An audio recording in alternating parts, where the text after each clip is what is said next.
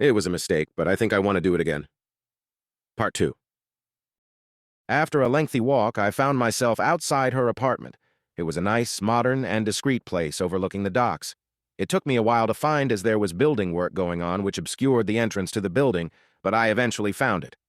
Once there, I was instructed to use the intercom system, and she would let me in, but it didn't seem to be working. I tried to contact her, but I believe she was getting ready, so didn't respond. Looking back now, I reckon I should have taken this as a sign to not go through with it, but instead I kept trying, and eventually someone else came through a side door in the building and opened the door for me. From there, it was a short walk to the lift and a few floors up and down the corridor. When I arrived at her door, I was asked to not knock on the door, which of course I obliged, and instead sent her a text. As soon as I sent the text, I knew there was no real going back.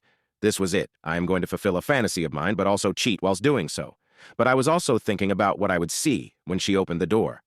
After a short while, the door opened up, and she greeted me completely nude apart from a thin red nightie and some red lipstick.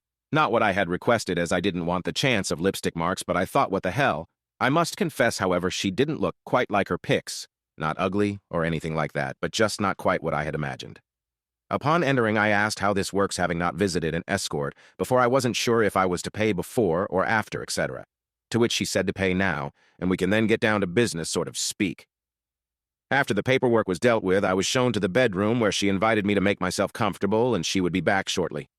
Before she left the room, though, we engaged in a hug, which soon turned to a sloppy French kiss. This now was the point of no return, and it turned me on so much.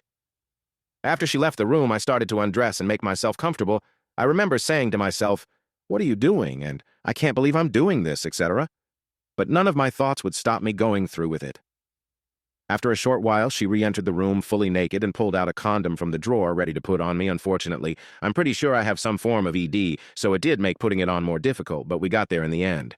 She soon started sucking and caressing my cock, occasionally going a little further down with her tongue, which felt great before going back to my cock. As I said, however, I reckon ED, and perhaps some guilt, prevented me from getting fully erect, even though my adrenaline was sky high and was enjoying it overall. After a while, we decided she would try sex with her on top, but again I had issues keeping it up.